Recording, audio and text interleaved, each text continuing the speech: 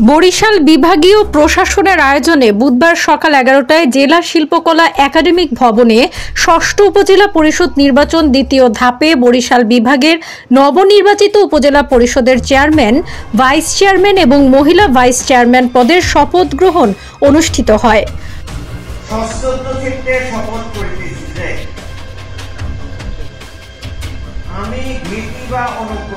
অনুষ্ঠানে শপথ বাক্য পাঠ করান বরিশালের বিভাগীয় কমিশনার মোহাম্মদ শওকত আলী। এ সময় উপস্থিত ছিলেন বিভাগের অন্যান্য কর্মকর্তারা।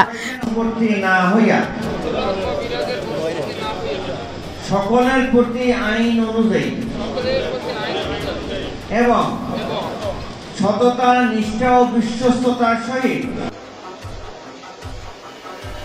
আমার পদের দায়িত্ব কর্তব্য পালন করিব। আমি বাংলাদেশের প্রতি অকৃত্রিম বিশ্বাস ও আনুগত্য পোষণ করিব। ধন্যবাদ। সশ্রদ্ধ চিত্তে শপথ করিতেছি যে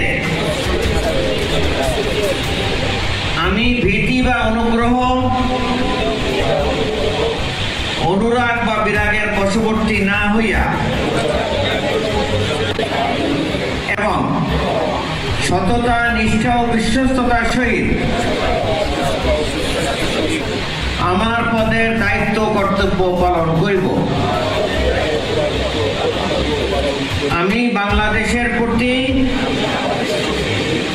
অকৃত্রিম বিশ্বাস ও আনুগত্য পোষণ করিব।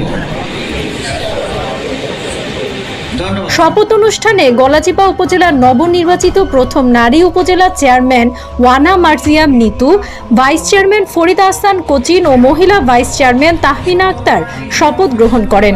এদিকে শপথ শেষে গলাচিপা উপজেলার সর্বস্তরের জনগণের পক্ষে ফুলের শুভেচ্ছা জানানো হয়েছে। এ সময় অনুষ্ঠানে গলাচিপা উপজেলার বিভিন্ন ইউনিয়ন পরিষদের চেয়ারম্যান, আওয়ামী লীগের নেতাকর্মী ও সমর্থকরা উপস্থিত ছিলেন। নবনির্বাচিত চেয়ারম্যান সকলের প্রতি কৃতজ্ঞতা জানিয়ে বলেন, ন্যায়ের পক্ষে সব সময় কাজ করে যাবেন।